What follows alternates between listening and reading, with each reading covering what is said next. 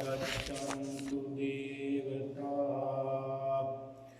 सद्धम्मं मुनिराजस्य सुनन्तु सद्गुणोक्तम्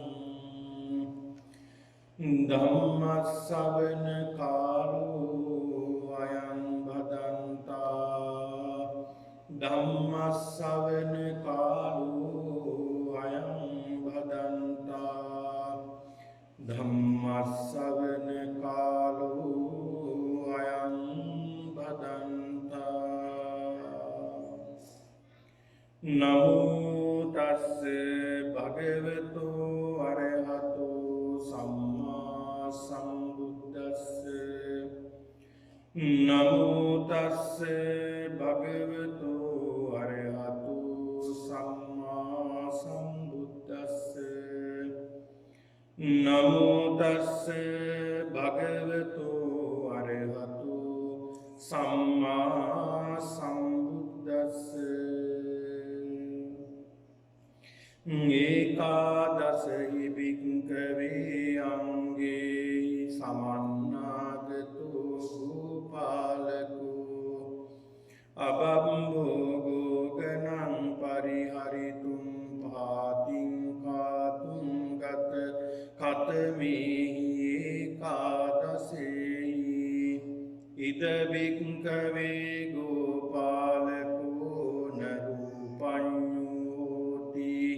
न लङ्कन कुशलोति न आसाटिकं आरतोति न वन्नं पटिञ्छादेता होति न धूमं कन्ता होति न तिन्तं जानाति न पीतं जानाति न वीतिं जानाति न गोचर कुशलोति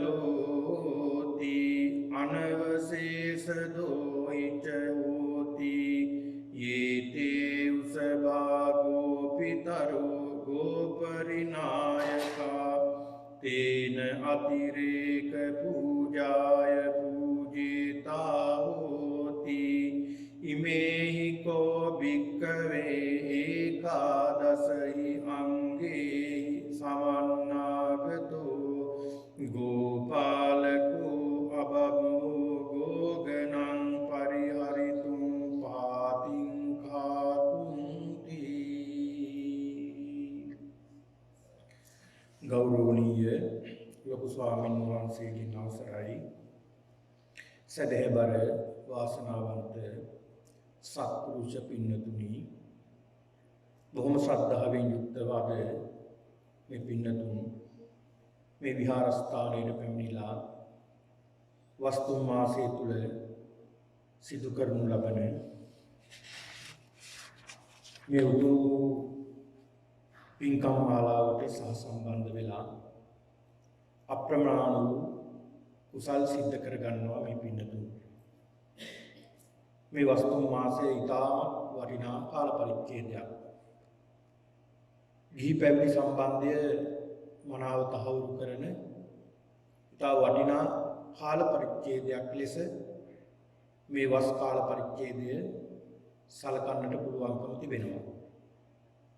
පින්නතුනි මේ කාලයේ වර්ෂා කාලයේ ඉන්දියාවට මේ වර්ෂා කාලයේදී වස් කාල පරිච්ඡේදයේදී ස්වාමීන් වහන්සේලා එක ස්ථානයක වැඩ වාසය කරමින් විහාරස්ථානයක වැඩ වාසය කරමින් ඒ තමන්ට ප්‍රත්‍ය පහසුකම් සපයන ඒ දායක පින්වතුන්ට අර්ථයෙන් ධර්මයෙන් අනුශාසනා කරමින් කටයුතු කරන කාල පරිච්ඡේදයක් බවට පත් වෙලා තිබුණා. ඉතින් ඒ චාරිත්‍ර අනුකූලව මේ විදිහට මේ වස් කාල පරිච්ඡේදය සෑම වර්ෂයකම සිද්ධ කරනු ලබනවා. මේ කාලය තුලදී පින්නතුනි මේ පින්නතුන්ට අර්ථයෙන් ධර්මයෙන් අනුශාසනා අසන්නට ශ්‍රවණය කරන්නට ලැබෙනවා. දාන සීල භාවනා කියන තුන් පුණ්‍ය ක්‍රියාවන් සිදු කර ගන්නට අවස්ථාව සැලසෙනවා. ඒ තුලින් තමන්ගේ ජීවිතයට අප්‍රමාණ වූ කුසල් රැස් කර ගන්නට හැකියාව තියෙනවා. පින්නතුනි අපේ ජීවිතේ පුරව ගන්නට ඕනේ කුසලයෙන්.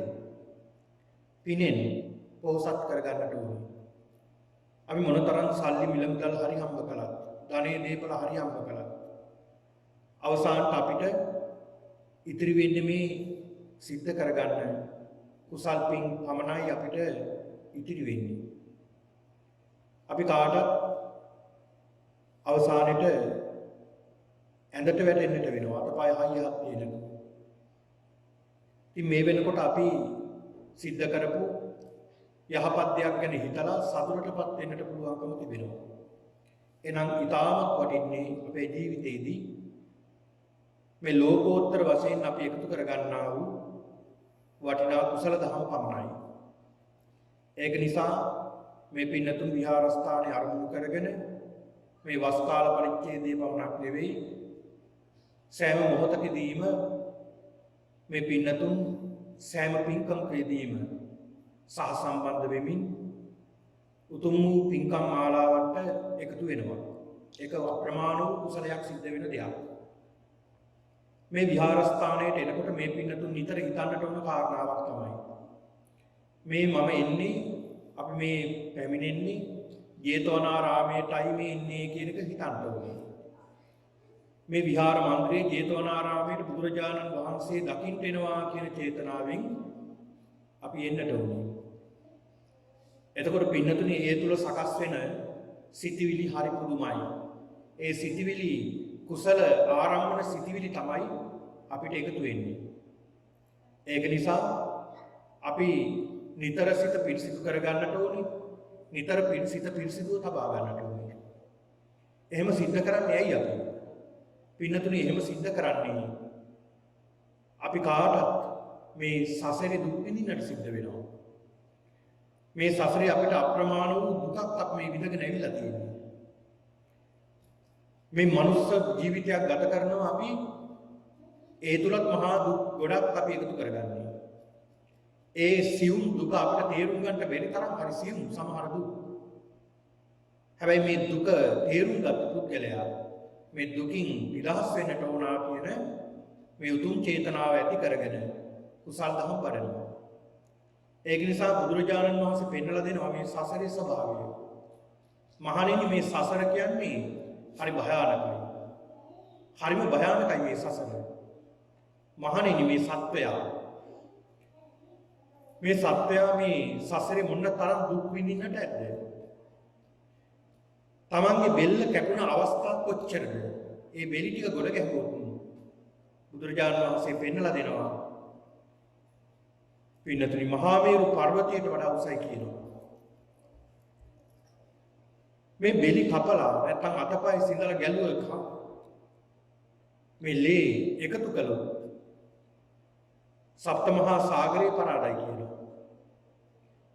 මොනතරම් අපිට හිතන්නත් බෑ මේවා කොහොමද මෙහෙම වෙන්නේ කියලා සමහරලාට හිතනවා. මේ සසරේ ස්වභාවය තමයි ඒක. මේ සසරේ ඒ තරම් දිගයි. මෙච්චරක් මෙපමණක් කියලා ප්‍රමාණයක් කරන්නට බෑ. අපි කොහේ ඉඳලා ආවද කොහෙට යනවද කියලා අපි දන්නේ නැහැ. ඒක නිසා මේ සසරේ තියෙන ස්වභාවය තේරුම් ගන්න. මොනතරම් දුකක් අපිට මේ සසරේ තියෙනවද? ටිකක් හිතලා බලන්න. බැරි වෙලාවත් අපි ගවයෙක් වෙලා ඉපදුනා.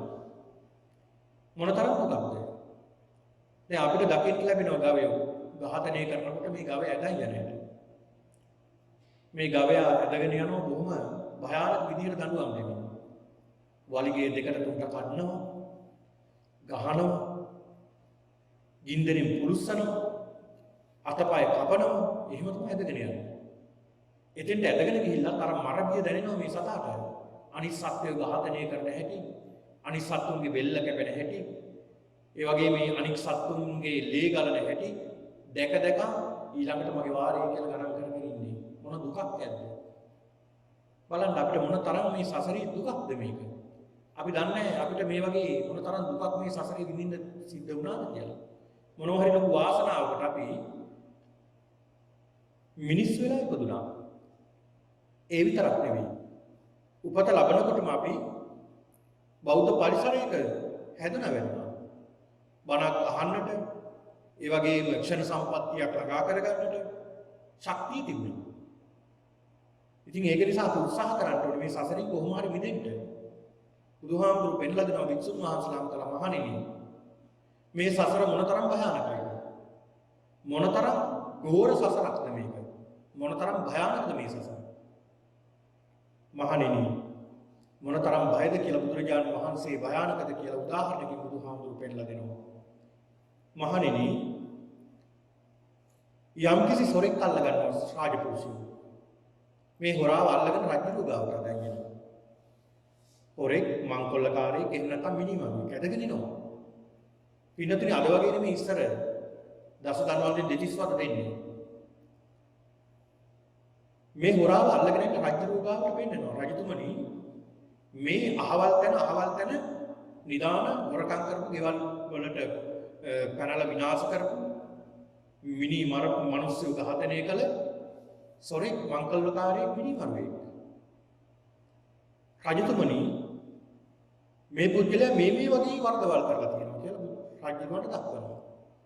රජතුමා මේක විනිශ්චය කළා මේ පුද්ගලයා ඒකාන්ත වශයෙන්ම සොරෙක්ම තමයි මිනිමරුවෙක්ම තමයි කියලා නිශ්චය කරගෙන රාජපුරුෂයන්ට අණ කරනවා මේ හොරා අරගෙන යන්න. අරගෙන ගිහිල්ලා අත් දෙකයි කකුල් දෙකයි දෙපැත්තේ කණු දෙක හොඳට බඳින්න හෙල්ලෙන්න බැරුව. හෙල්ලෙන්නවත් බැරි වෙන්න මේ අත් දෙකයි කකුල් දෙකයි දෙපැත්තට තියලා බඳින්න. බැඳලා හෙල්ලේ පාරවල් 100ක් අයින්න කිව්වා. හෙල්ලේ පාරවල් 100ක් අයින්න කියලා මේ උදාහරණයක්. හෙල්ලේ පාරවල් 100ක් අයින්න කියලා අනගනවා. දැන් මේ උදේ තමයි සිදුවීම සිද්ධ වෙන්නේ. දැන් දවල් වෙනකොට මේ රජතුමා අහනවා රාජපුරුෂයන්ගෙන් දැන් අර හෙල්ල පාරවල් 100ක් කනලා අර සොරාට. දවල්ට අහනවා මේ රජතුමා රාජපුරුෂයනි ඔයා අර හොරා මැරුණාද? නෑ රජතුමනි. තාමත් පණ තියෙනවා. හෙල්ල පාරවල් 100ක් අයින් එක අයින්කොට ඉවරයි නේ. එක්කෝ මැරෙනවා එක්කෝ මරණාසන්න වේදනාවකටපත් වෙනවා. ඒ තරම් එක හෙල්ලක් දැන් බලන්නකො නිකන් හිතලා ටිකක් අපිට දැන් ඔය ඇත්තන්ට කෑම යන්න යනකොට නැත්නම් මොකක් හරි වැඩක් කරන්න යනකොට පිහියෙන් පොඩ්ඩක් කැපෙනවා. මොන තරම් වේදනාවක්ද? කට්ටක් කැිනවා. මොන තරම් වේදනාවක්ද? හෙල්ලින් එකපාරක් කැිනකොට පපුව පසාර කරගෙන යනකොට මොන තරම් වේදනාවක්ද? අප්‍රමාණ වේදනාවක් ඒක. ඉතින් එක හෙල්ල පාරක් එහෙමනම් හෙල්ල පාරවල් 100ක් ඇනෙනකොට අයින්කොට මොන තරම් වේදනාවක්ද? දැන් දවල්ට මේ රජතුමා සකහා කරනවා එහෙනම් තවත් මෙල්ල නැත්නම් ඔය හොරාට ආයෙත් හෙල්ල පාරවල් 100ක් එනපන්න කියලා. ආයෙත් මොකද කරන්නේ? හෙල්ල පාරවල් 100ක් අනිතොට 100යි 200යි. දැන් හවසක් මේ රජතුමා අහන රාජපුරුෂයන්ගෙන් ඔයාලා හොරා මැරුණාද? නෑ රජතුමනි තාමත් පණ තියෙනවා. එහෙනම් ආයෙත් හෙල්ල පාරවල් 100ක් අයින්න කියලා. එතකොට හෙල්ල පාරවල් 300ක්. උදේ හෙල්ල පාරවල් 100ක්, දවල් හෙල්ල පාරවල් 100ක්, හවස හෙල්ලි පාරවල් 100. හෙල්ලි පාරවල් 300ක් යනවා. මේක මේ උදාහරණයක්. හෙල්ලි පාරවල් 300ක් අයින් එකක් කෙනෙක් ජීවත් වෙන්න එක දෙක අයින්කට මැරෙනවා. හැබැයි මේ උදාහරණය බුදුහාමුදුරු පෙන්නලා දෙන හරි ලස්සන කතාවක්. මහණෙනි යම් කිසි කෙනෙක් කියනවා නම් මේ හෙල්ලි පාරවල් 300ම අයින් එකක් ඉවසලා හිටියොත් මේ හෙල්ලි පාරවල් 300ම අයින් එකක් ඉවසගෙන ඉන්න පුළුවන් නම් ඊට පස්සේ විමුක්තියක් ලැබෙනවා, නිවනක් ලැබෙනවා, නිර්වාණයක් අවබෝධ කරගන්න පුළුවන් වෙනවා කියලා කෙනෙක් කිව්වොත් අන්නේ ඉවසගෙන ඉන්න කියනවා හෙල්ලේ පාරවල් 300 අයින් එකක්. ඇයි? මේ සසර මේ භවයේ 300ක් හෙල්ලේ පාරවල් අනුන් කන්න උනා. හැබැයි ඊළඟට ඉපදුනොත් මොකද වෙන්නේ? ඔය වගේම දඬුවමක් සිද්ධ වුණොත්. සමහර අය වර්ධි කරලා දඬුවම් හම්බෙනවා. සමහර වැරදි නොකර දඬුවම් විඳින්න සිද්ධ වෙනවා. ඊළඟ සසරේ ඊළඟට කොහේ හරි ඉපදුනහම ඒත් ඔය වගේ දුකක් මොන තරම් හෙල්ලේ පාරවල් එල්ල මෙරින්නේ නැද්ද? දැන් අර සඳහන් වෙනවනේ එක කයිපන්තියක් තියෙනවා. එක එළු දෙනෙක්ගේ හිස සිඳලා ඒ කාන්තාව ඇයගේ ඇඟේ තියෙන ලෝම ගානට ඉපදුණුත් භවයක් පාසාම හිස කපලා තමයි මරණයටපත් වෙන්නේ. සතෙක් වෙලා උපදිනවා තව කෙනෙක් හිස කපනවා බෙල්ල කපලා දානවා. මේ විදිහට ඇගේ ලෝම ගානට ඇයට මරණයටපත් වෙන්න සිදු වුණා යා තවත් කෙනෙක් බෙල්ල කපලා. ඒ කර්මේ ගෙවිලා අවසන් වෙලා දැන් බෙල්ල කපන්න කෙනෙක් නැහැ. ඒ නැති වුණත් පාරේ ගමන් කරනකොට හරි ගල් පතුරක් හරි කොහෙන් හරි ගැලවිලා ඉන්න බෙල්ලට වෙట్లా කැපිලා මැරෙනවා. ඕම් බලන්න කර්මය හැටි. ඒක නිසා බුදුහාමුදුරුවෝ පෙන්ලා දෙනවා මහණෙනි යම් කිසි කෙනෙක් කියනවා නම් මේ හෙල්ලේ පාරවල් 300යි නිකන් ඉවසගෙන ඉන්න පුළුවන් නම් ඊට පස්සේ මුක්තියක් ලැබෙනවා කියලා කෙනෙක් කියනවා නම් ඉවසන්න කියනවා. ඊට පස්සේ මුක්තිය ලැබෙනවා කියලා. එහෙනම් ඒ තරම් භයානකයි මහණෙනි කියලා බුදුහාමුදුරුවෝ පෙන්ලා දෙනවා මේ සසර. ඉතින් ඒක නිසා අද මේ අප්‍රමාණ වූ කුසල් සිද්ධ කර ගැනීම අරමුණු කරගෙන අද මේ පින්කමේ අරමුණු වශයෙන් තබාගෙන තිබෙන්නේ සැප්තැම්බර් 5 වෙනි දින 40 වෙනි උපන්දිනය සමරන හිමෝද ජයලත්ට සුබ උපන්දිනයක් ප්‍රාර්ථනා කිරීම අරමුණු කරගන්නවා. ඒ වගේම හිමෝද මහතාගේ යසින්තා මහත්මියගේ නමින් මියගිය ලෙස්ලි කළුපහන සහ ආර්ය ජයලත් පියාණන් දෙපළට පින් අනුමෝදන් කිරීම සහ දෙපාර්ශ්වයේම මියගිය සියලු ඥාතීන්ට පින් අනුමෝදන් කිරීමත් අරමුණු කරගන්නවා. ඒ වගේම අප හිතවත් ආර්යරත්න තෙන්නකෝන් මහතාගේ දෙටු දියණිය කාංචනා ආර්යරත්න සොයුරියට සෙත් ප්‍රාර්ථනා කිරීමත් අරමුණු කරගන්නවා. ඒ වගේම ලක්වාසී ලෝවාසී සියලු දෙනාට සෙත් ප්‍රාර්ථනා කිරීමත් අරමුණු කරගන්නවා. ඒ වගේම අප වෙනුවෙන් අප කැපවී වැඩ වාසය කරන විහාරස්ථ ස්වාමීන් වහන්සේලාට නිදුක් නිරෝගී සුවය ප්‍රාර්ථනා කිරීමත් අරමුණු කරගන්නවා. ඒක නිසා තමන්ගේ මේ සියලු අරමුණු සාක්ෂාත් වේවා කියන උතුම් චේතනාවෙන් යුක්තව ධර්ම ශ්‍රවණය කරන්න. හොඳයි පින්නතුනි, අද මම ධර්ම මාතෘකාවසින් ලබා ගත්තේ ඉතා වටිනා සූත්‍ර දේශනාවක්. මජ්ක්‍ධිම නිකායේ ගෝපාල කියන මේ සූත්‍රය, මහා ගෝපාල කියන සූත්‍රය. මේ මජ්ක්‍ධිම නිකායේ තියෙන චුල්ල ගෝපාල කියලා මහා ගෝපාල කියලා සූත්‍ර දෙකක් තියෙනවා. ඒකෙන් මම අද මාතෘකා කරගත්තේ මහා ගෝපාලය කියන මේ සූත්‍ර දේශනාව. පින්නතුනි, බුදුරජාණන් වහන්සේ හරි ආශ්චර්යමත් පුද්ගලයෙක්. උන්වහන්සේ ධර්ම දේශනා කරනකොට හරි ලස්සන ධර්ම දේශනා කරනවා. කොහොමද ධර්ම දේශනා කරන්නේ? යම් කිසි කෙනෙක් ගොවියෙක් නම් ඒ ගොවියා ගාවට ගිහිල්ලා ගොවි උපකරණ පෙන්වමින් කුඹුර ගැන උදාහරණ ගනිමින් උපමා කරමින් ධර්ම දේශනා කරනවා. කසී භාරද්වාජ සූත්‍රයේදී ඒ පුද්ගලයා අහනවා, ඔබ වහන්සේ හැමදාම මෙතෙන්ට ඇවිල්ලා අහනවා මේ මොකද කරන්න කියලා. ඔබ වහන්සේ පින්නපාත යන්නේ නැතුව, ඉතින් අනුන්ගෙන් ඉල්ල ගන්න නැතුව ඔබ වහන්සේත් කුඹුරක් සීසාලා අස්වැනි වර්ගන ආහාර අනුභව කරන්න අපි වගේ කියලා සඳහන් කරනවා මේ බමුණ. බුදුහාමුදුරුවෝ දේශනා කරනවා, බමුණ කසී භාරද්වාජ, මමත් කුඹුරු කරන කෙනෙක්, මටත් කුඹුරක් තියෙනවා. මාත් කුඹුරු කරනවා, මටත් නගුලක් තියෙනවා, ගොම්බානක් ඉන්නවා, වියගහක් තියෙනවා, මටත් බිත්තර වී තියෙනවා කියලා බුදුහාමුදුරුවෝ පෙන්නලා දෙනවා. මේ පුද්ගලයා කල්පනා කරනවා, අහනවා ඔබ වහන්සේට ඒවා තියෙනවා කිව්වට කොහොම පේන්නේ නැහැ. බුදුහාමුදුරුවෝ ලස්සන ධර්ම දේශනා කරන උපමා කරනවා. සද්දා බීජං තපෝ උක්ති. පඤ්ඤාමේ යුගනංගල. සද්ධාව වගේ බීජය. තපස වැස්ස. පඤ්ඤාමේ යුගනංගල. ප්‍රඥාව තමයි යුගනංගල. ඒකෙන් තමයි මේ හාන්නේ. මේ විදිහට අර ගොවි උපකරණ උපමාවට අරගෙන උන්වහන්සේ ධර්ම දේශනාවක් කරනවා. මෙන්න මේ වගේ පින්නතුනි සමහර අවස්ථාවල මහ මුහුද උපමා කරගෙන දේශනා කළා තියෙන උපමා අරගෙන මේ මහ මුහුදම උපමා කරගෙන දේශනා කරපු දේශනා තියෙනවා. මේ වගේ නොඑක් උපමා අරගෙන ඒ මුළු දේශනාව පුරාම තියෙන උපමාවේ පිළිබඳව. ඒ උපමාව පිළිබඳව මේ දේශනාවේ පින්නතුනි මේ මජ්ක්‍ධිම නිකායේ මහා ගෝපාල කියන මේ සූත්‍රය බුදුරජාණන් වහන්සේ මේ වගේම ගෝපාලෙක් උපමා කරගෙන කරපු දේශනාව. ගෝපාලකෙක්. පින්නතුනි ගෝපාලලා. දැන් ගෝපාලලා කියපුවාම දැන් අද කාලේ නම් මේ ගෝපාලෝ අපිට සමහර බොහෝ දුරට දකින්න නැහැ. ඉස්සර පින්නතුනි ඉන්දියාව. දඹදිව ඉන්දියාවේ ප්‍රධානම දෙයක් තමයි ගෝපාලනය. ඔය සඳහන් වෙනවා දේශනවල නත්තිගෝ සමිතං ධන. ඒ කියන්නේ ගව සම්පත හා සමාන ධනයක් වෙනත් නැහැ. ගව සම්පතක් ඉන්නවා නම් ඒ පුද්ගලයා කෝටිපතියෙක්. ඒ ඉන්දියාවේ ගව සම්පත ඉන්නවා නම් ඒ රටේ ඉස්තාමත් ඉහළ කෙනෙක් තමයි වගේ ඉන්නේ. ඒ තරම් වටිනාකමකින් යුක්තයි ගව සම්පත තියෙනවා. මොකද මේ ගවයන් උපයෝගී කරගෙන දැන් ඉස්සර බමුණෝ ඉන්න කාලේ ගව ඝාතනයක් සිද්ධ කරන්න ඇති. මොකද යාග හෝම වලට ගව ඝාතනය සිද්ධ කළා. නමුත් ගවයන්ට බොහොම අදටත් ඉන්දියාවේ බොහොම ආදරේ. ගවයන්ගේ ප්‍රධානම දේ තමයි පස්කෝ රසය ලබා ගන්න. කිරි දී වෙනරු මෝරු ගිතෙල් මේ කියන පස්කෝ රසය ලබා ගන්න. ඊට අමතරව පෝර ටික ලබා ගන්න. මේ විදිහට ගවය උපයෝග කරගෙන බොහෝ දේවල් ලබා ගන්නවා වගේ මේ ගවය උපයෝග කරගෙන කෙත්පත් සරකර ගන්නවා.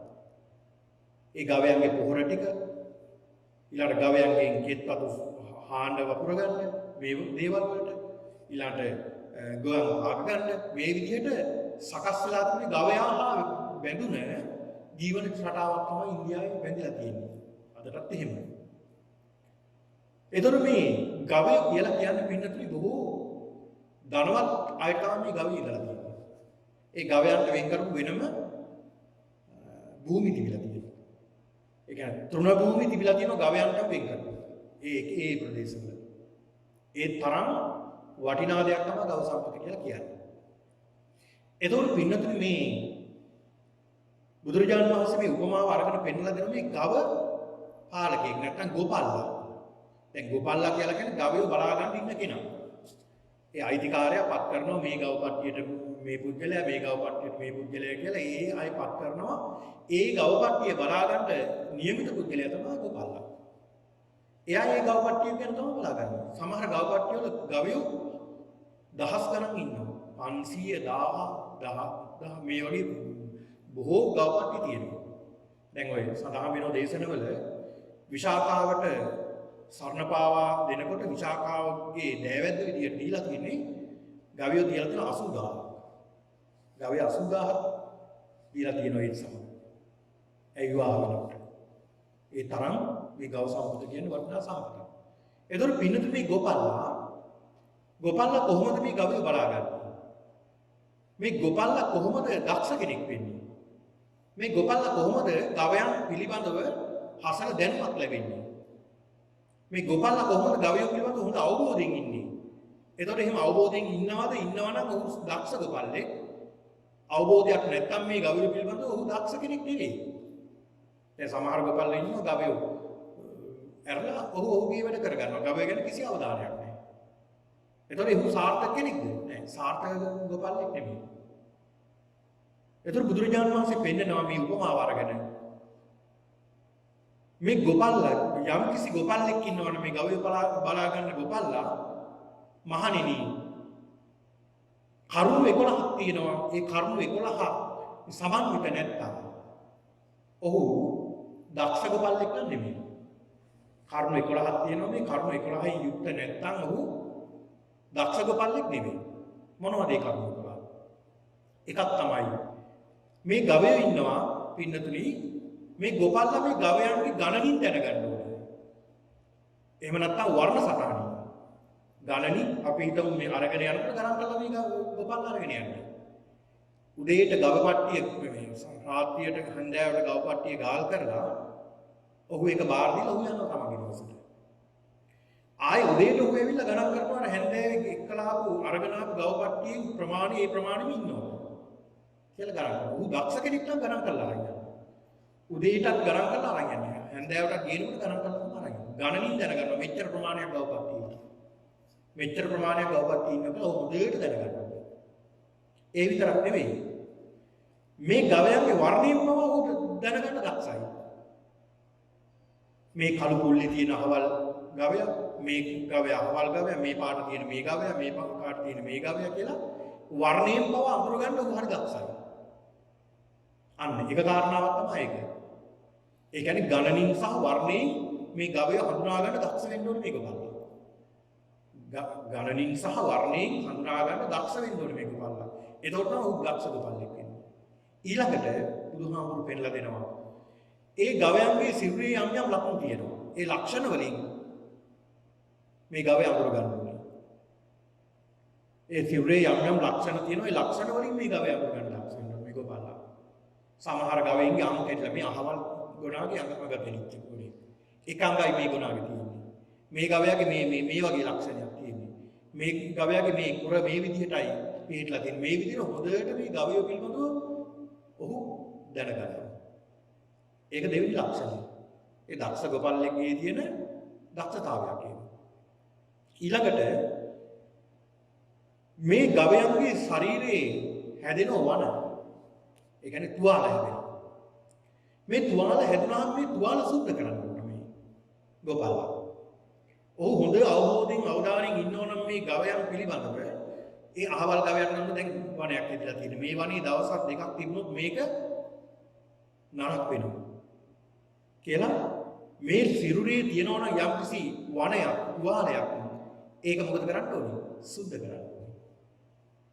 ඒ තුවාලය සුද්ධ කරන්න ඕනේ. මොකද එහෙම තිබුණොත් මොකද වෙන්නේ? ඒ ගවයා ඒකෙන්ම මැරෙන්න ඉඩ තියෙනවා. ඒක නරක වෙලා පණුව තියලා අන්තිමේට මරණයටපත් වෙන්න ඉඩ තියෙනවා. ඒක නිසා මේ ගොපල්ලා දක්ෂ වෙන්න ඕනේ මේ ගවයාගේ තියෙන තුවාලය සුද්ධ කරන්න. මොකද ඔහු හොඳ අවධානයෙන් ඉන්නේ. ඒක නිසා ඔහු දන්නවා මේ අහවල් ගවයට දැන් තුවාලයක් හදලා තියෙන මේක සුද්ධ කරන්න ඕනේ කියලා ඔහු දන්නවා. ඒක කාරණාවක්. ඊළඟට බුදුහාමුදුරු පෙන්නලා දෙනවා. ඒ තුවාලේ සුද්ධ කරනවා වගේම බෙහෙත් දාලා වහන්න ඕනේ තුවාලේ. දැන් අපි හිතමුකෝ මේ ගවය අරගෙන යනකොට මේ ගවරට පට්ටි අරගෙන යනකොට ඒ ගොපල්ලා දන්නවා මේ ගවයට අවශ්‍ය කරන බෙහෙත් මොනවද? අහවල් ගහේ අහවල් පොතු තල්ලා වනින්න ඕනේ. අහවල් ගහේ අහවල් කොළ දලු මේ දේවල් මුල් අරගෙන තලලා මේ මිශ්‍රණ දාලා බැන්දහම මේ පණුව ඉන්නේ නැහැ. පණුව වැටෙනවා මේ තුවාල සනීප වෙනවා කියලා ඔහු දන්නවා. ඔහු ඒ ප්‍රතිකර්මය කරනවා. අන්න දක්ෂ ගොපල්ලෙක්ගේ තවත් ලක්ෂණයක් ඒක. ඊළඟට මේ ගව පට්ටියට පින්නතුනි යම් කාලවල මේ ගව පට්ටියට යම් ආකාරයේ සත්තු වෙනවා. ඔය ඇට මැස්සෝ කියලා කියනවා. ඒ මැස්සෝ ඊළඟට මදුරු වෙනවා. මේ වගේ එක එක සත්තු මේ සත්තුන්ට බෝ වෙන්න ගන්නවා. එහෙනම් මේකෙන් වළක් ගන්න නම් ඔහු මොකද කරන්න ඕනේ?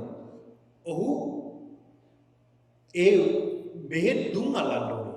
බෙහෙත් වර්ග දාලා මේ ගව පට්ටියට දුම් අල්ලන්න ඕනේ. එහෙම කරන්නේ නැත්නම් ඔහු දක්ෂ ගොපල්ලෙක් නෙවෙයි. එහෙම කරේ නැත්නම් මොකද වෙන්නේ? අර මැස්සෝ නිසාම අවසානට පුංචි තුවාල ඇදිලා ඒ මැස්සෝ අනුභව කරලා ඒක පැටව දාලා පණුව බවට පත් වෙලා මේ ගවයා මැරෙන්න තියෙනවා ගවයා. එහෙම නැත්නම් විවිධ ලෙඩ රෝග හැදෙන්න තියෙනවා. ඒක නිසා ඒව සුද්ධ කරන්න ඕනේ. දුම් බෙහෙත් දුම් අල්ලන්න ඕනේ. ඊළඟට මේ ගොපල්ලා හොඳට දැනගන්න ඕනේ තොටවල්. ඒ කියන්නේ මේ ගවයෝ එක්කලා ගිහිල්ලා වතුර බොන්න ඕනේ තොටවල්. මේ අහවල් තොටේ හොඳ තැනක් මේ අහවල් තොට නම් හොඳ තැනක් නෙවෙයි. මේ තොට මම මේ අහවල් තැන ගඟේ අහවල් තොට ගවයන්ට වතුර බොන්න ගන්න තැනක් මේක. මේක ගන්න නැත්නම් මෙතන කිඹුල්ලු ඉන්නවා මෙතන මේ භයානකයි. මේ විදිහට හොඳට දැනගන්න ඕනේ තොටවල් පිළිබඳව. එහෙම දන්නේ නැතුව එක්කලා ගියොත් මොකද වෙන්නේ? ගවයෝ තනතුරු වෙනවා තමනුත් තනතුරු වෙනවා. ඒක නිසා හොඳට මේ තොටවල් පිළිබඳව දැනගන්න ඕනේ මේ ගොපල්ලා. ඊළඟ පින්නතුනි මේ ගොපල්ලා තවත් කාරණාවක් දැනගන්න ඕනේ. ඒ තමයි මග නොමග හොඳට දැනගන්න. මේ ගවයෝ එක්කලා යන්න හොඳ මාර්ගයක් මේක. මේක එච්චර හොඳ මාර්ගයක් නෙවෙයි මේ මාර්ගයේ මේ ගවයෝ එක්කලා යන්න කියලා හොඳට යන්න ඕනේ මග නොමග හොඳට දැනගන්න ඕනේ මේ ගොපල්ලා. ඒකත් එක්ක කාරණාවක්. ඊළඟට ඒ දිනවල පින්නතුනි ගවයන් ගෙන ආ යුතු තැන දැනගන්න ඕනේ. ඒ කියන්නේ අද මේ පැත්තට මම අරන් යන්න ඕනේ ගවයෝ. අද මේ පැත්තට අරන් යන්න ඕනේ. අද දකුණු දිශාවට අරන් යන්න ඕනේ. අද උතුරු දිශාවට අරන් යන්න ඕනේ කියලා හොඳට දැනගන්න ඕනේ. මේ දිනවල කොහාටද මම අරගෙන යන්නේ කියලා දැනගන්න ඕනේ මේක බලලා. එකම තැනට අරන් යන්න හොඳ නැහැ. මොකද වෙන්නේ? එකම තැනට අරන් ගියාම දැන් එක තැන ප්‍රදේශයකට අරන් ගියා කියපු ගවනේ. එක ගවයෙක් දෙන්නෙක් නම් කමන්නේ එක ගවයෙක් දෙන්නෙක් නෙවෙයිනේ. සමහර පට්ටිවල ගවයෝ 500 1500 2000 ඉන්නවා. ඒ විශාල ගව පට්ටිය. ඒ ප්‍රදේශ ඒ ඔක්කොම ගව පට්ටිය ගිහිල්ලා ඒ ප්‍රදේශෙට ගියාම ඔක්කොම කනකොල කනවා. ආයේ කන්නේ පැත්ත තියෙනවද? නැහැ. එහෙනම් ඊළඟ දවස් වෙනත් පැත්තකට යනවා. ආර්ථික වැවෙන කට්ටිය දවස්. මෙන්න මේ විදිහට හොඳට දැනගන්න ඕනේ මේ පිළිබඳව. ඊළඟට මේ ගෝපාලලා දැනගන්න ඕනේ පින්නතුනි කිරි දවනකොට මේ ගව එළදෙනුන්ගෙන් කිරි දවනකොට ඔක්කොම කිරි දවන්නේ නැතුව ඒ පැටවුන්ටත් ඉතිරි කරන්න. ඔන්න බලන්න. දැන් සමහරු කිරි ගන්නකොට ඔක්කොම කිරි ගන්නවා. සමහරට ඒ වැසි තමන්ගේ පැටියට දෙන්න සමහරලාවට අහංග ගන්නවා. ඒ ඔක්කොම කිරි ටික ඇදලා ගන්නවනේ. ඒක හරි නරක දෙයක් නේ. ඒ පැටියට කිරි ටිකක් ඉතිරි කරලා තමයි අපිට කිරි ගන්න ඕනේ. අන්න බලන්න. ඒ ගෝපල්ලා දක්ෂ වෙන්න ඕනේ. ඔක්කොම කිරි දවා ගන්න නැතුව ඒ පැටියට කිරි ඉතිරි කරන්න. ඒකත් මේ දක්ෂ ගෝපල්ලෙක්ගේ ලක්ෂණයක්. ඊළඟට 11 වෙනි කාරණාව පින්නතුනි බුදුහාමුදුරු පෙන්නලා දෙනවා. යම් ආකාරයේ රැළේ ඉන්නවා ගව නායකයෝ. ගවයන් ඉන්නවා ගව එතන නායකයෙක් ඉන්නවා. ඒ කියන්නේ ප්‍රධානත්වයක් ගන්න ගවයෝ ඉන්නවා. ශරීරයෙන් සිම් මහතින් තේරුම් ගන්න පුළුවන් මේ ගවයා තමයි ගව නායකයා. මේ ගවයාට නායකත්වය උසුලන්න පුළුවන් ගවයෙක් කියලා දැන් ඔය යම් කුරුල්ලු රංචු ඉන්නවා. ඔය වගේ අපිට සත්තුන්ගේ බලපුවාම මේ සත්තු තුලත් ඉන්නවා නායකත්ව ලක්ෂණ තියෙනවා. අන්න ඒ නායකයෝ අඳුරගෙන ඒ අයට විශේෂ සැලකිල්ලක් දක්වන්න ඕනේ. ඒ ප්‍රධාන ගවයින්ට සමහර විට ඒ අංගවලට රිදී වලින් සමහරට කොපු දානවා. ගෙජ්ජියක් දානවා. මේ වගේ විශේෂ සැලකිලි සිද්ධ කරනවා ඒ ගවයින්ට. ඒවයි ප්‍රතිලාභ තියෙනවා. මොකද මේ ගවයන්ට ප්‍රධාන තැනක් දුන්නාම ඒ ගවයා කල්පනා කරනවා මට විශේෂ සැලකිල්ලක් දක්වනවා. ඒක නිසා මම අනිත් ගවයෝ බලා ගන්න ඕනේ කියලා. ගෝපාලලා නැති අතර උනත් අනිත් ගවයෝ රැකගන්නේ මේ ප්‍රධාන ගවයා. ප්‍රධාන ගවයෙක් දෙන්නෙක් ඉන්නවනම් ඒ අය තමයි මේක රැකගන්නේ. ඒ ප්‍රධාන ගවයා යන පැත්තට තමයි අනිත් ගවයෝ යන්නේ. දැකලා ඇති. ප්‍රධාන කෙනා යන පැත්තට තමයි අනිත් අය යන්නේ. ඔය දැකලා ඇති කුරුල්ලෝ අනිත් සත්තු මේ ගවයෝ මේ වගේ සතුන් ප්‍රධාන ගවයා තමයි ඉස්සරහා යන්නේ. ඒ යනකොට අනිත් අය ඒ පාරින් එනවා. ඒ නිසා ප්‍රධාන අයට ප්‍රධාන ගවයන්ට විශේෂ සැලකිල්ලක් සිද්ධ කරන්න ඕන කියලා බුදුහාමුදුරු පෙන්නලා දෙනවා. මේ කරුණු 11 පෙන්නලා දීලා බුදුහාමුදුරු වික්ෂුන් වහන්සේලාට පෙන්නලා දෙන දේශනා කරනවා. මේ දේශනාව සිද්ධ කළේ ජේතවනාරාමයේ වැඩ ඉන්නකොට බුදුහාමුදුරු පෙන්නලා දෙනවා මහණෙනි මෙන්න මේ කරුණු 11. මෙන්න මේ කරුණු 11කින් සමන්විත නැත්තම් මේ කරුණු 11කින් යුක්ත නැත්තම් යම්කිසි ගෝපල්ලෙක් උන් දක්ෂ කෙනෙක් නෙවෙයි. දක්ෂ ගෝපල්ලෙක් නෙවෙයි. හැබැයි මේ කරුණු 11කින් යුක්ත යම්කිසි ගෝපල්ලෙක් ඉන්නවනම් ඔහු ඉතා දක්ෂ ගෝපල්ලෙක් වුණා කියලා මෙන්න මේ උපමාවට අරගෙන බුදුහාමුදුරු පෙන්නලා දෙනවා මහණෙනි නුඹලත් ගෝපල් වගේ වැඩ කරන්න කියලා. ඒ කියන්නේ හරක් බලා ගන්න කියලා බුදුහාමුදුරු දේශනා කළේ නෑ. ගවයන් බලා ගන්න කියන එක නෙමෙයි එතන අර්ථයක් කරන්නේ. ඒ ගෝපල්ලා උපමාවට අරගෙන බුදුහාමුදුරු පෙන්නලා දෙනවා හරි ලස්සන දේශනාවක්. ඒ තමයි මහණෙනි මේ ගෝපල්ලා දැනගන්න ඕන. දක්ෂ ගෝපල්ලෙක් නම් දැනගන්න ඕනේ ගණනි වර්ණේ හොඳට දැනගන්න ඕනේ මේ ගවයෝ. මේ අහවල් ගවයා මේ දේ මෙච්චර ප්‍රමාණයක් ඉන්නවා මේ ගව කට්ටිය කියලා හොඳට දැනගන්නවා ඒ ගෝපල්ලා. ආන්ගේ වගේ මහණෙනි නුඹලා මොනව ගැන දැනගන්න ඕනද? මේ කය ගැන දැනගන්න ඕනේ. ඔන්න බලන්න උත්තර දේශනාව. මේ රූප ගැන හොඳට දැනගන්න ඕනේ. රූප මෙච්චරක් තියෙනවා. මේ ශරීරයේ මෙහෙම රූප තියෙන්නේ. මේ රූප වලින් සමන්විත වෙලා තියෙන්නේ. මේ විදිහටයි මේ ශරීරය හැදිලා තියෙන්නේ කියලා අර ගවයා පිළිබඳව ගව පට්ටිය පිළිබඳව ගෝපල්ලා හොඳට වර්ණයෙන් දැනගන්නවා වගේ, පාටින් දැනගන්නවා වගේ මේ වික්ෂුන් වහන්සේලා දැනගන්න ඕනේ කියනවා. රූප පිළිබඳව තමන්ගේ රූපය පිළිබඳව හොඳට දැනගන්න. මොනවද මේ රූපය? පින්නතුනි දැන් අපිට තියෙන භෞතික රූපයක්. මේ භෞතික රූපය පිළිබඳව තමයි මේ මෙතන සඳහන් කරන්නේ මේ භෞතික රූපය. එතකොට මේ රූපය කියලා ගත්තහම මෙතන පින්නතුනි තියෙන්නේ අපිට පේන්නේ සත්වය. දැන් අපිට පේන්නේ සත්වය. සත්වයක් සහ පුද්ගලයෙක් තමයි අපිට පේන්නේ. දැන් ඔය ඇත්තන්ට මාව පේනවා මට ඔය ඇත්තම පේනවා. එතකොට හඳුනගන්නේ කොහොමද? සත්ත්ව පුද්ගල සංඥාවෙන්නේ. එතකොට උතන ඉන්නේ සත්වයක් පුද්ගලයෙක්. නමින් හැඩයෙන් ප්‍රමාණයෙන් ඔය ඇත්තම හඳුනගන්නවා. ඔය ඇත්ත මොකද කරන්නේ? මාව අඳුර ගන්නවා. නමින් හැඩේ ප්‍රමාණය මාව අඳුර ගන්නවා. මේ ස්වාමීන් වහන්සේ මේ අහවල් මම තියෙන්නේ මෙහෙම මේ විදිහට හැඩෙන් රූපයෙන් අඳුර ගන්නවා. මමත් ඔය ඇත්තම අඳුර ගන්නවා. රූපයෙන්. හැබැයි බුදුහාමුදුරු පෙන්ලා දෙනවා එහෙම නෙමෙයි අඳුර ගන්නවා. ඒක සම්මුතිය. මේ ලෝකේ සත්‍ය දෙකක් තියෙනවා.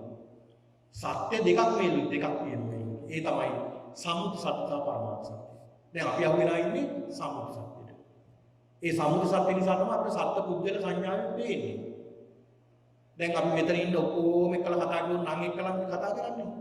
නමින් අඳුර ගන්න පුළුවන් වෙයි. අර ගවපට්ටියේ ගවයන් පාටින් හැඩින් වර්ණයෙන් අඳුර ගන්න පුළුවන් වගේ ඔය ඇත්තන්ට මොකද මේ අය අඳුර ගන්න පුළුවන් නමින් පාටින් හැඩින් ඊළඟ කතා කරන විලාසයෙන් අඳුර ගන්න පුළුවන්. හැබැයි කොහොමද මේ අඳුර ගන්න ඕනේ? ගැඹුරින් අඳුර ගන්න ඕනේ කොහොමද? දැන් අපි ඔය අඳුර ගන්නේ සම්මුති විදියටනේ. හැබැයි පරමාර්ථ විදියටයි මේක ගන්න ඕනේ. පරමාර්ථ විදියටයි දකින්න ඕනේ. කොහොමද පරමාර්ථ විදියට? පින්නතුනි මේ ශරීරය හැදිලා තියෙන රූප 28ක්. ඔන්න මතක තියාගන්න. රූප 28ක් තියෙනවා මේ ශරීරේ. දැන් රූප 28 කියන්න කලින් මම කියලා දෙන්නම්කො මේ පින්නතුන්ට මේ ශරීරයේ දැන් මේ සත්‍යයේ පුද්ගලයෙක් විදිහට අපි ඉන්නවා. මේක කොටස් කරලා බලමු. සත්‍යයේ පුද්ගලයෙක් ඉන්නවද? නැහැ. ඒතකොට සත්‍යයේ පුද්ගලයෙක් නැහැ. මේකේ කුණප කොටස් 32ක් තියෙනවා. කේසා ලෝමා නකා දන්තා තචු මන්සන්නහාරු අට්ටි අට්ටි වින්දා ආදී වශයෙන් 32ක් තියෙනවනේ. කේස් ලෝම නිය දත් හැම මේ විදිහට වෙන් කරන්න පුළුවන් මේ ශරීරය. ඒකනේ බුදුදහමේ විභජ්‍යවාදී කියලා කියන බෙදලා වෙන් කරන එකක් බුදුහාමුදුරු පෙන්නලා දෙනවා. කොටස් විදිහට බෙදලා පෙන්නන දෙයක් තමයි බුදුදහම කියන්නේ. ඒතර මේ සත්‍යයක් නැත්තම් අපිවත් බෙදනවා කෑලි කෑලි. බෙදපුවම කොටස් 32ක්. ඒ කොටස් 32 අතරක් තියෙන්නේ මොනවද? තවත් සූක්ෂම කරලා බලනකොට ඒ තුල තියෙන්නේ මොනවද? ඒ තුල තියෙන පින්නතුල තියෙන්නේ පරමාර්ථ සත්‍යයක්. මොනවද මේ පරමාර්ථය? මේ ශරීරයේ භෞතික ශරීරය හැදිලා තියෙන්නේ භූත රූප හතරකින්. භූත කියන්නේ භෞතික, භූත එක භෞතික. භෞතික රූප හතරකින් මේ ශරීරය හැදිලා තියෙනවා. මොනවද? පඨවි ආපෝ තේජෝ වායෝ.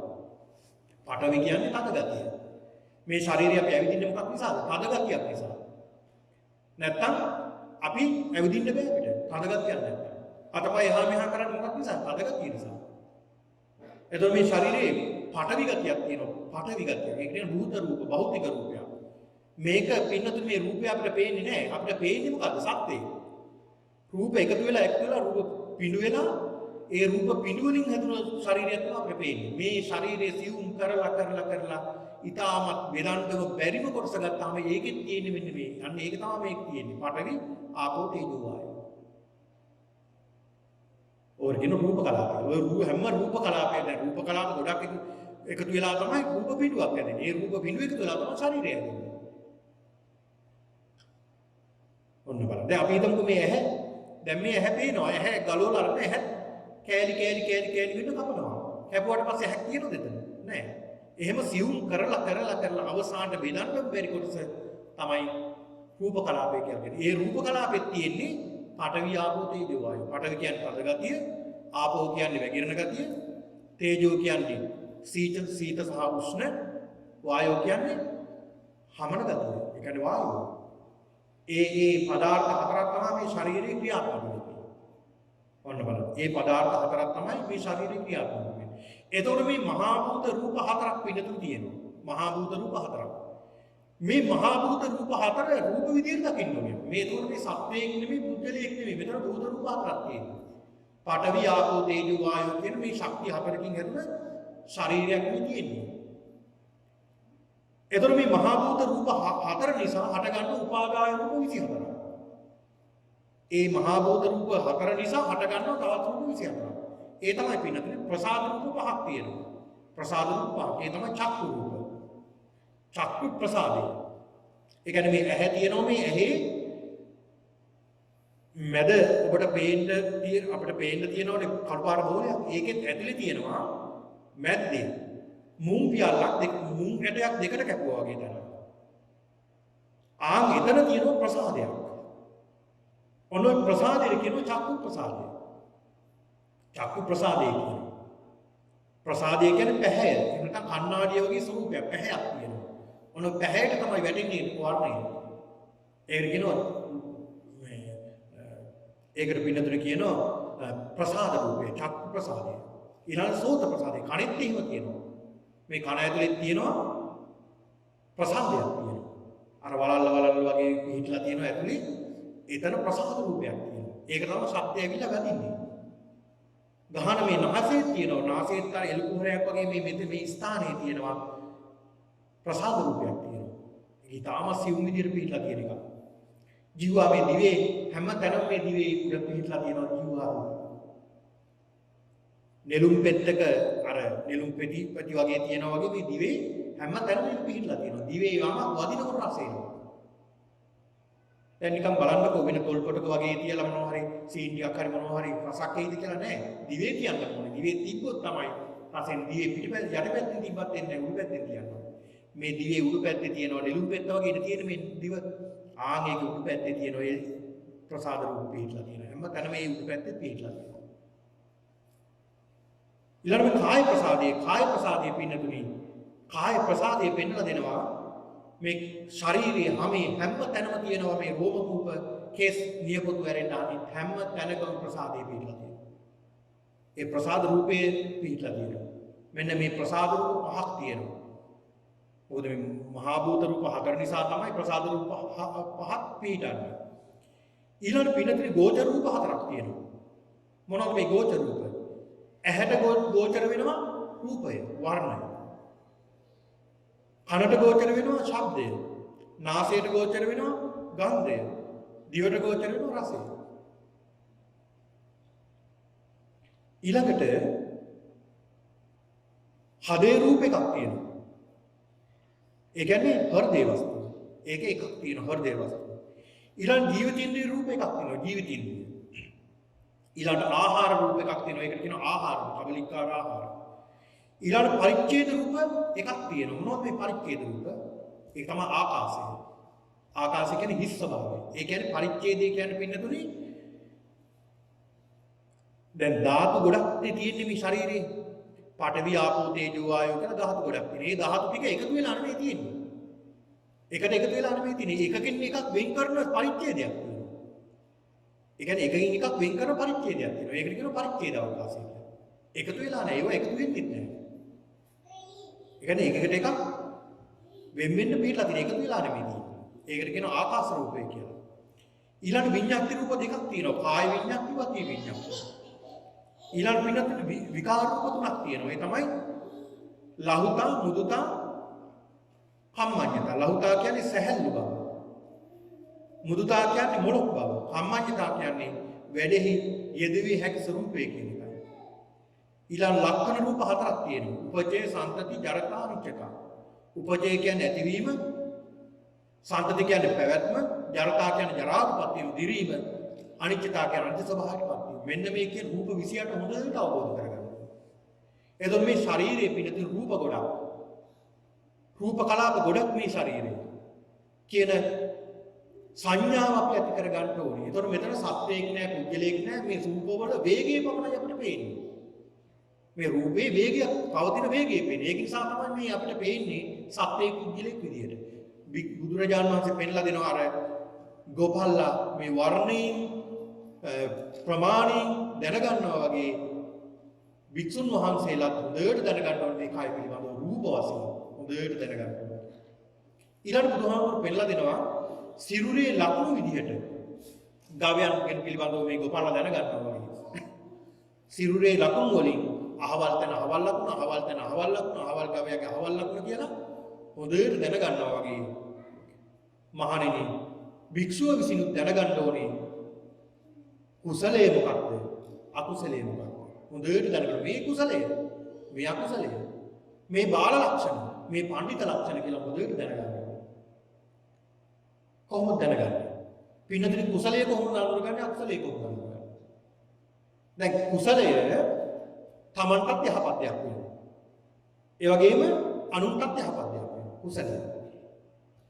තමන්ටත් යහපත් දෙයක් නම් අනුන්ටත් යහපත් දෙයක් නම් ඒක කුසලයක් වෙනවා. එතකොට මේ කුසල් බුදුහාමුදුරු පෙන්නලා දුන්නේ කුසල සුප සමුදා කුසල් වඩන්න.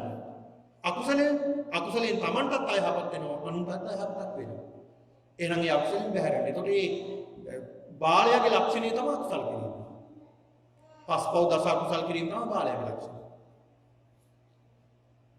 පඬිතුයාගේ ලක්ෂණ තමයි දස කුසල් වැඩි වීම.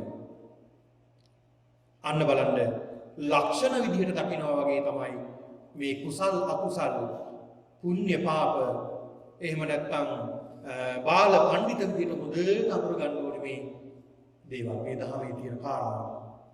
ඊළඟ බුදුහාමුදුරු පෙන්ලා දෙනවා සිරුරේ තියෙන වර්ණ මේ සිරුරේ තියෙන මේ වණ පින්නතුනි. මේ ගවයන්ගේ යම් යම් වණ හැදිලා තියෙනවා මේ වණ මොකද කරන්න ඕනේ? සුද්ධ කරන්න ඕනේ. ගවයන්ගේ තියෙන වණ සුද්ධ කරන්න ඕනේ. මේ ගවපාලකයා ගෝපාලකයා. ඒ වගේම මහණෙනි නුඹලත් මේ වණ සුද්ධ කරන්න මොනොත් මේ වණ බුදුහාමුදුරු පෙන්ලා දෙන උප්පන්න කාම්විතක් අන්නාදි වාසයේදී පජහති විනෝදේති ව්‍යන්ති කරෝති අර භවංගමේ. උප්පන්න කාම්විතක් මොනවද මේ? උපන්නා වූ කාම විතර්ක. යම් කිසි කෙනෙක්ට අපේ හිතට ඇති වුණොත් රාගී චේතනාවක් මොකද කරන්න ඕනේ? පජහති. ඉවසන්න එපා. නාදි වාසී ඉවසන්න එපා. ඒක ඉවසන්න ඕනේ. ඒක පිළිගන්න හොඳ නැහැ. පජහති විනෝදේති නාදි වාසීති. පජහති කියන්නේ ඉවත් කරන්න ඕනේ. විනෝදේති දුරු කරන්න ඕනේ. ව්‍යන්ති කරෝති විනාශම කරලා දානවා. අනභවංගමේ නැවත උපදින්න බැරි ආකාරයට සකස් කරගන්නවා. අපිට යම් කිසි රාග චේතනාවක් ආවොත්, ද්වේෂ චේතනාවක් ආවොත්, මෝහ චේතනාවක් ආවොත් ඒක ඇතුලේ ක්‍රියාත්මක වෙන්න දුන්නොත් මොකද වෙන්නේ? වනේ දැන් අර ගවයාගේ වනේට මොකද වෙන්නේ සුද්ධ කරේ නැත්තම්? ඉහළ තියලා කුණු වෙලා මැරිලා යනවා. අපිට මොකද වෙන්නේ? අපි පාපයෙන්ම විනාශ වෙලා යනවා. ආන් ඒ වගේ තමයි මේ එන නරක සිතිවිලි පිරිසිදු කරගන්න ඕනේ. පජහත විනෝදේති ව්‍යන්ති කරෝති අනභවංගමේ. මේ නරක චේතනා එනකොට ඒව එහෙමම එනකොටම පිරිසිදු කරගන්න ඕනේ. ඒ අවස්ථාව. අන්න ඒකට දක්ෂ වෙන්න ඕනේ වික්ෂුන් වහන්සේලා කියලා බුදුහාමුදුරුවෝ පෙන්නලා දෙනවා. ඊළඟ පින්නතේ බුදුහාමුදුරුවෝ පෙන්නලා දෙනවා මේ හැදුන මේ ගවයන්ට හැදුන වනය බෙහෙත් දාලා වහන්න ඕනේ. බෙහෙත් දාලා වහන්න ඕනේ. එහෙම වැහුවොත් තමයි මේ සුවාලේ සනීප වෙන්නේ. ඒ ගෝපාලලා දන්නවා අහවල් බෙහෙත් තාමත් හොඳයි. මේ අහවල් බෙහෙත් වලින් ඉක්මනට සනීප වෙනවා කියලා දැනගන්නවා. ආන්ගේ වගේ වික්ෂු මහණේ නුඹලා වික්ෂුව විසින් මේ හැදුන වනය බෙහෙත් දාලා වහ ගන්න ඕනේ. මොකක්ද මේ බුදුහාමුදුරු මේකෙන් අර්ථවත් කළේ? පින්නතුනි වහ ගන්න ඕනේ මොනවද? අපි ඇහැ වහ ගන්න ඕනේ. ඒකෙන් අර්ථවත් කළේ මොකක්ද? පින්නතුනි ඇහෙන් අපිට රාගයක් එනකොට මේක වහ ගන්න ඕනේ ඉන්න දෙන්න නැතුව. ඇහැට ද්වේෂයක් එනකොටම ඇහෙන් ඒක වහ ගන්න ඕනේ ඉන්න දෙන්න නැතුව. මෝහයක් එනකොට මුලා චේතනාවක් එනකොටම ඇහෙන් වහ ගන්න ඕනේ ඒක එන්න දෙන්න නැතුව. ඒක ආවොත් මොකද වෙන්නේ? කුණු වෙනවා, නරක වෙනවා, විනාශ වෙනවා. කණෙන් රාග චේතනාවක් ආවොත්, ද්වේෂ චේතනාවක් එනකොටම, මෝහ චේතනාවක් එනකොටම වහ ගන්න. මේකින ඇහැ, කන, නාසය, දිව, ශරීරය මේ වගේ යම් කිසි රාග චේතනාවක් එනකොට, ද්වේෂ චේතනාවක් එනකොට, මෝහ චේතනාවක් එනකොට, ඊර්ෂ්‍යාවක් එනකොට, ක්‍රෝධයක් එනකොට, වෛරයක් එනකොට, මානයක් එනකොට, මාත්සර්යයක් එනකොට මේ වගේ අකුසල චේතනාවක් එනකොටම එනවා කියලා දැනගත්ත ගමන් මොකද කරන්න ඕනේ? වහ ගන්න ඕනේ. එන්න දෙන්නේ නැතුව. ඒකයි මෙතනින් අර්ථවත් කළේ. ඊළඟ බුදුහාමුදුරු පෙන්ලා දෙනවා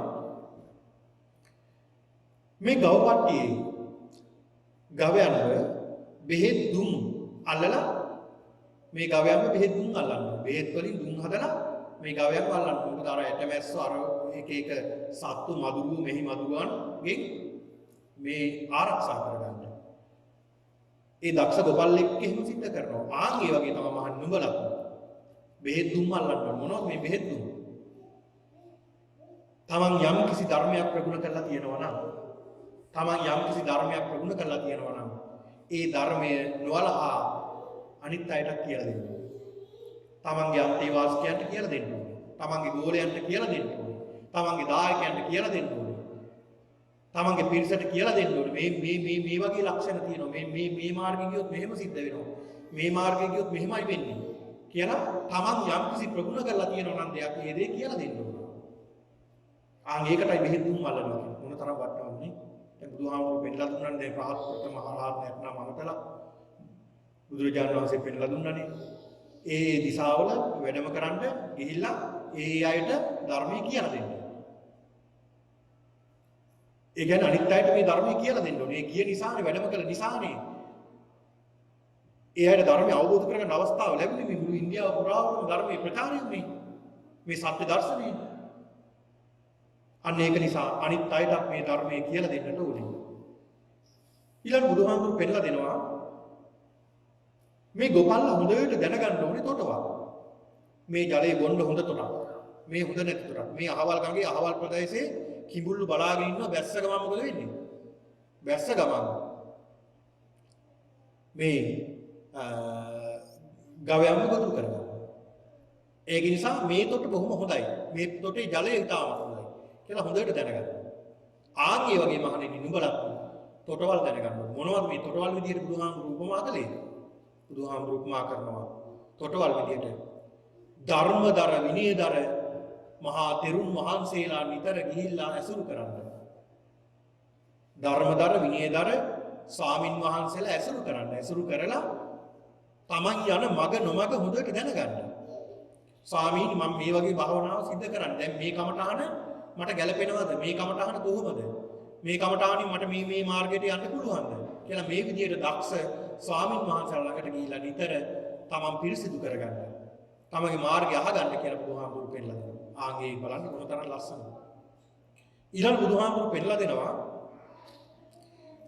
තොටවල් මනාව දැනගත්තා වගේ පින්නතුනි ගවයන් පැන් බිව්වද බිව්වේ නැද්ද කියලා හොඳට දැනගන්න. දැන් ගවයෝ එක්කලා ගියාම ලොකු ගවයෝ ගිහිල්ලා අනිත් ගවයන් අයින් කරගෙන ගිහිල්ලා වතුර බොනවා.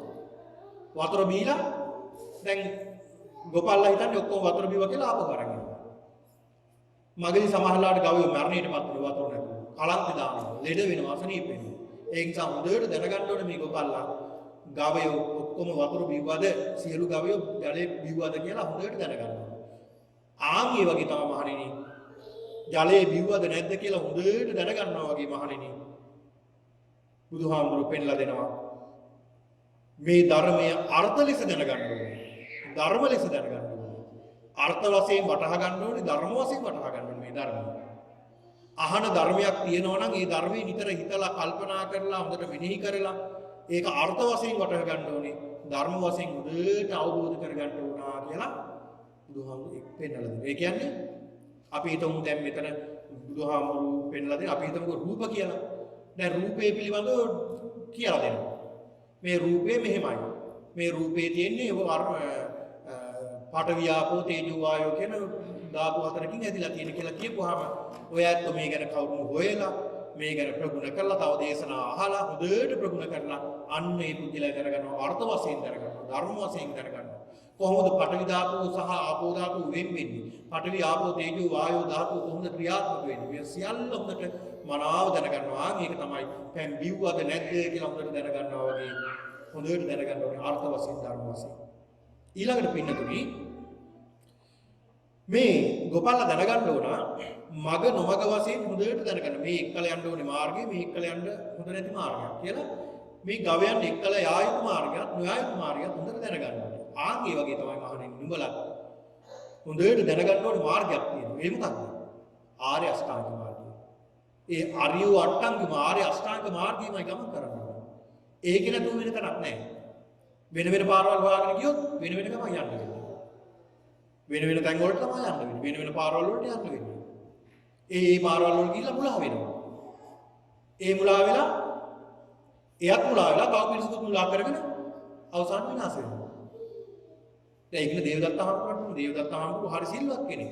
අවසානට එයාට රැවුණාන පිරිසක්. මොකද උනේ අන්තිමේට? විනාශ වුණා. ඒ ඉඳ එක වේර ඉඳ දහම් මනහර.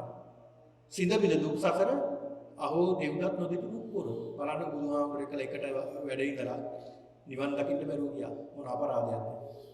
ඒක නිසා මග නොමග ඊටාම හොඳට දැනගන්න ඕනේ. බුදුහාමුදුරු පෙන්ලා දෙනවා ආර්ය අරියවට්ටංග මග ආර්ය අෂ්ටාංග මාර්ගයමයි මේකට යන්න තියෙන්නේ. සම්මා දිට්ඨි සම්මා සංකප්ප සම්මා වාචා ආදී වශයෙන් බලන්න මොන තරම් වටිනා මාවතක්ද මේක. ඒ කියන්නේ ඒ මොහොතේ ඒ විදිහට ඒ ක්‍රියා කරන්න ඕනේ. ආර්ය අෂ්ටාංගික මාර්ගය. මේ මොහොතේ ජීවත් වෙන්න ඕනේ. මේ මොහොතේ අතීතේවත් අනාගතේවත් මේ මොහොතේ අපි ජීවත් වෙන්න ඕනේ. ඊළඟට මේ ගෝපල්ල පින්නතුනි ඒ දිනවල ගවයන් ගෙන ආයු තැන හොඳට දැනගන්නවා වගේ තමයි. මහණෙනි නුඹලා තමන්ගේ හිත ගෙන යන්න ඕනේ කොහෙටද කියලා හොඳට දැනගන්න ඕනේ. කොහාටද ගෙන යන්න ඕනේ? බුදුහාමුදුරු පෙන්නලා දෙනවා. අර ගෝපල්ලා ගවයන් ගෙන ආයු තැන හොඳට අවබෝධ කරගෙන අරගෙන යනවා වගේ නුඹලා සතර සතිපට්ඨානෙ හොඳට ඒක දැනගෙන වඩන්න කියලා. මොනවද මේ සතර සතිපට්ඨාන? කායානුපස්සන, වේදනානුපස්සන, චිත්තානුපස්සන, ධම්මානුපස්සන. කය අනුව බලන්න ඕනේ. කායේ ස්වභාවය බලන්න ඕනේ. කාය ක්‍රියාත්මක වෙන්නේ කොහොමද කියලා බලන්න ඕනේ. කාය දෙතිස් කුණප විදියට බලන්න ඕනේ. ඊළඟට කය ධාතු මනස්කාර විදියට බලන්න ඕනේ. ඊළඟට කය දස අසුභ විදියට බලන්න ඕනේ. ඊළඟට කය ආනාපාන විදියට බලන්න ඕනේ. ඒ කියන්නේ වායු ධාතුනේ ආනාපාන විදියට දකින්න. මේ විදියට කය දකින්න ඕනේ. වේදනානුපස්සන තමන්ගේ එන වේදනාව ඒ කියන්නේ චෛතසිකනේ. මේ චෛතසික දිහා හොඳට බලන්න ඕනේ තමන්ට එන වේදනාව. සැප දුක් උපේක්ෂා. සැප වේදනා දුක් වේදනා උපේක්ෂා වේදනා විදිහට හොඳට අවබෝධ කරගන්න ඕනේ. ඊළඟ චිත්තානුපස්සන. සිත දකින්න ඕනේ. මේ සිතක් මේ සිත් දෙන්නේ මේ රාග සිතක් නම් රාග සිතක් දැනගන්න ඕනේ. ද්වේෂ සිතක් කෙනෙකුට ද්වේෂ සිතක් දැන කියලා දැනගන්න ඕනේ. මෝහ සිතක් කෙනෙකුට මෝහ සිතක් කියලා දැනගන්න ඕනේ. හොඳට තමන්ගේ හිත ගැන හොඳ අවබෝධයෙන් ඉන්න. ඉන්නකොට පේනවා තමන්ට එනවා රාගය එනකොටම දැනගන්න ඕනේ. ද්වේෂය එනකොටම දැනගන්න ඕනේ.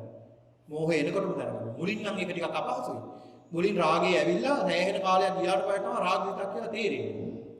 හැබැයි ඕක ප්‍රගුණ කරලා ටික කාලයක් යනකොට පින්නතුන් රාගය එනකොටම අන්න දැන් ඉන්නේ රාගයක්.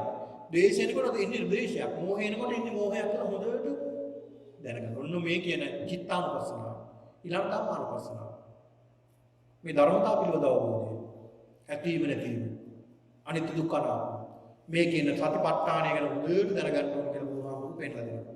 ඊළඟ පින්නතුනේ පැටවුන්ට කිරි ඉතිරි කර තමයි මේ ගෝපල්ල දොවන්නේ. ඒ වගේ මහණෙනි නුඹලා කිරි ඉතිරි කරන්න ඕන පැටවුන්ට. ඒ කියන්නේ මොකක්ද? මේ දායකයෝ දෙන ප්‍රත්‍ය තියෙනවා. සිව්පසෙන් භික්ෂුන් වහන්සේට මේ දායක උපස්ථාන කරනවා. චීවර පින්නපාත සේනාසන ගිලාන ප්‍රත්‍ය මේ වගේ දායක උපස්ථාන කරනවා. උපස්ථාන කරනකොට මේ දායකයා අර බුදුහාමුදුරු පෙන්ලා දෙනවනේ යතාපි බඹරූප උප්පං වන්න ගංගන් හේතය. ඵලේති රසමාද ආදාය ඒවං ගාමි නීතරේ. හරියට බඹරා මලෙන් රුං ගන්නවා වගේ භික්ෂුවක් ගමේ හැසිරෙන්නට උන. දායකයාගේ තියෙන සියලු දේම සමහර අය ගන්නවානේ. අහවල් දේවුනි මේ විදිහට. එහෙම නැතු බුදුහාමුදුරු පෙන්නලා දෙනවා. ඒ දායකයා කොහොමද ජීවත් වෙන්නේ? ඒ දායකයා කොහොමද ක්‍රියා කරන්නේ? යාට පුළුවන් මේ දේ කරන්න කියලා බලන්න ඕනේ. සමහරට ස්වාමින් වහන්සේලා විශාල ප්‍රමාණයක් ඉන්නවනම් වැඩ ඉන්නවනම් උන්වහන්සේලාට දානය සකස් කරනවා යම් කිසි කෙනෙක්. එයාලට තියෙන ඔක්කොම ටික දෙන්නේ හදාගෙන ඉන්නේ. Tamanට ඉතිරි කරගන්නත් නැහැ. හොඳට අවබෝධයක් තියෙන්න ඕනේ මේ දායකයාට මේ දැන් ජීවත් වෙන්න අමාරුයි. ඒක නිසා මේ දායකයාට මේ විදිහට කරන්න හොඳ නැහැ. මේ දායකයා වළක්වන්න ඕනේ මේකෙන් කියලා හොඳට දැනගන්න ඕනේ. ආංගිකයි බුදුහාමුදුරු පෙන්නනවා. ඊළඟ පින්නතුනේ අර ගෝපල්ලා රැළේ ගවනායකයාට විශේෂ සැලකිල්ලක් දක්වනවා. ආංගී වගේ තමයි මහණෙනි නුඹලා විශේෂ සැලකිල්ලක් දක්වන්න ඕනේ කාටද? චිරාත්මචත්න භික්ෂුන් වහන්සේලාට. ධර්මදර විනයදර ත්‍රිපිටකදර සෝවාන් සකදාගාමි අනාගාමි අරහත් මහා රහත් උත්තමයන් වහන්සේලා ඉන්නවා. ජේෂ්ඨ වැඩිහිටි ස්වාමින් වහන්සේලා වැඩ ඉන්නවා. උන්වහන්සේලාට හොඳ ගෞරවයක් තියෙනවා. ගරු කරන්නට ඕනේ. ඒ වැඩිහිටියන්ට නිසි තැන දෙන්නට ඕනේ. කියලා බුදුහාමුදුරු පෙන්නලා දෙනවා. මෙන්න මේ කරුණු 11යි බුදුහාමුදුරු පෙන්නලා දුන්නේ. කොහොමද මේ ධර්ම මාර්ගයේ ගමන් කරන්නේ? මේ ගෝපල්ලෙක් මේ ගවයන් පිළිබඳව හොඳ අවධානයෙන් යුක්තව ගෝපල බිම් කරා තන බිම් කරා ගෙනියනවා වගේ නුඹලා සිත දමනය කරගෙන නිවන කරා ගෙනියන්න කියලා බුදුහාමුදුරු පෙන්නලා දෙනවා. ඔන්න බලන්න.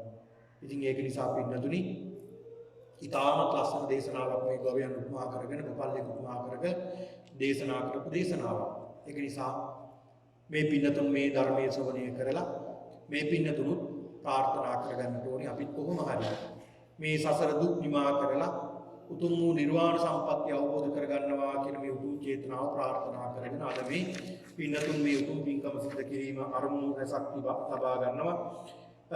සැප්තැම්බර් 5 වෙනි දිනට 40 වෙනි ජන්මදිනය සිහිපත් කරලා සිහිපත් කරන හිමෝද ජයලත් සුබ උපන්දිනයක් වේවා කියන ප්‍රාර්ථනාවක් ප්‍රාර්ථනා කරනවා.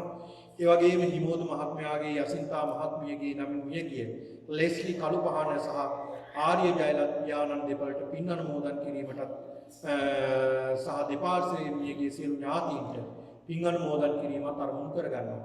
ඒ වගේම අපේ හිතවත් ආර්යරත්න දෙන්නකොන් මහත්මයාගේ දෙටුපීනිය කාංචනා ආර්යරත්න සූරියට සෙත් ප්‍රාර්ථනා කිරීමත් අරමුණු කරගන්නවා.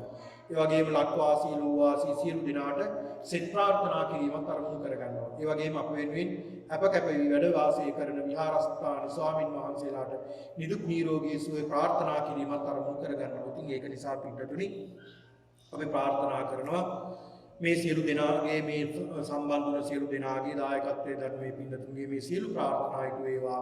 තුන්රුවන්ගේ ආශිර්වාදය ලැබේවා. ඔබ සියලු දෙනාටම උතුම් නිවනින් සැනසීමට මේ උතුම් ධර්ම දේශනාව හේතු වාසනා වේවා.